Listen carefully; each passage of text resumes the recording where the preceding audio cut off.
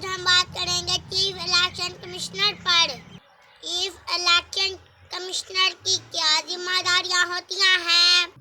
Chief election commissioner کو کس طرح لگایا جاتا ہے اور اس کو کس طرح برطرف کیا جاتا ہے؟ تو چلتے ہیں مین ٹاپک کی طرف۔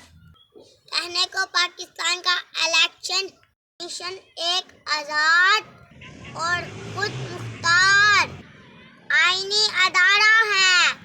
اس کا اہم فرض قومی اسمبلی اور صوبائی اسمبلیوں، سینٹ اور صدر کے عہدے کے لیے صاف، شفاف، آزاد، منصفانہ اور غیر جانبدار الیکشن کروانا، transparent, free, fair and impartial election کروانا الیکشن کمشنر کی ذمہ داری ہے۔ چیف الیکشن کمشنر کو لگایا کیسے جاتا ہے؟ اسمبلی اور اسپیکر ایک پارلیمانی کمیٹی مقرر کرتا ہے جس کے ٹوٹل 12 ممبر ہوتے ہیں۔ 1/3 مطلب 1/3 سینٹ سے ہوتے ہیں اور باقی قومی اسمبلی سے ہوتے ہیں۔ جب قومی اسمبلی تحلیل ہو چکی ہو، مطلب ڈیزالو ہو چکی ہو، تو پھر تمام ممبر سالنٹ سے لیے جاتے ہیں۔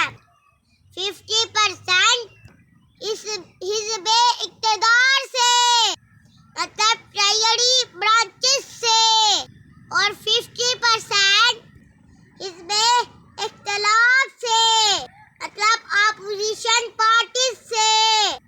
وزیر اعظم اپوزیشن لیڈر سے مشاورت کے بعد 3 نام پارلیمانی کمیٹی کو سینڈ کرتا ہے۔ اگر وزیر اعظم اور اپوزیشن لیڈر میں اتفاق رائے نہ ہو سکے، مطلب کنسنسس نہ ہو سکے، تو دونوں لیڈرز اپنے علیحدہ علیحدہ ناموں کو پارلیمانی کمیٹی کو سینڈ کریں گے۔ پارلیمانی کمیٹی ایک نام فائنل کر کے صدر کو بھیج دیتی ہے، تو اس طرح چیف الیکشن کمشنر بن جاتا ہے۔ الیکشن کمشنر کو برطرف کیسے کیا جاتا ہے؟ آئین کا آرٹیکل 209 تفصیل کے ساتھ بتاتا ہے۔ جس طرح ہائی کورٹ یا سپریم کورٹ کے جج کو برطرف کیا جاتا ہے، اسی طرح ہی چیف الیکشن کمشنر کو برطرف کیا جاتا ہے۔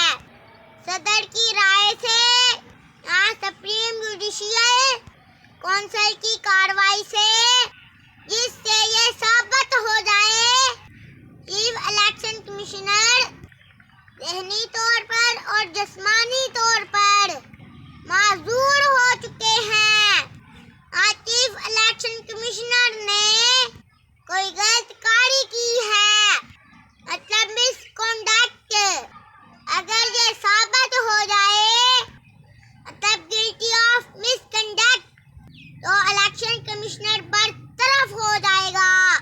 یہ امید ہے آپ کو الیکشن کمشنر کی سمجھ آ گئی ہوگی۔ آپ سمجھ گئے ہوں گے الیکشن کمشنر ہوتا کیا ہے۔ اس طرح کی مفید انفارمیٹیو ویڈیو کے لیے میری یوٹیوب چینل MMI ایڈوکیٹ کو لائک اور سبسکرائب کریں۔ Thank you very much. اللہ حافظ، بائے بائے، ٹاٹا۔